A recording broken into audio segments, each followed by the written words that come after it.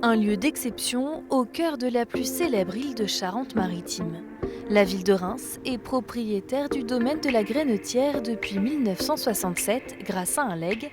Ce don respecte les dernières volontés du député Pierre Tétinger, avec comme condition continuer d'accueillir sur place des jeunes Marnais.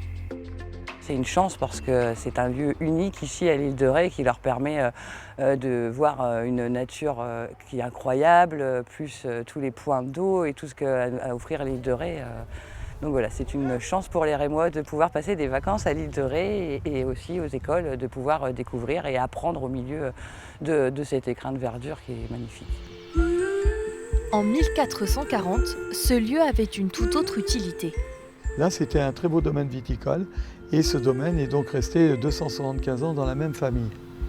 Ce domaine du XVe siècle demande beaucoup d'entretien et c'est ce qui pose le plus problème à la ville de Reims.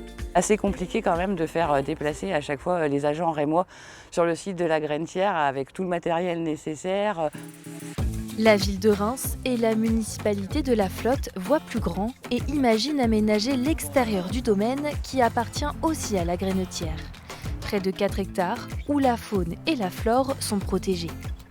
Il y a des endroits où on peut peut-être faire un parcours et là faire un arboretum marqué, ça c'est un cyprès de Lambert, ça c'est un noisetier, voilà, marquer les essences que les gens puissent comprendre l'environnement.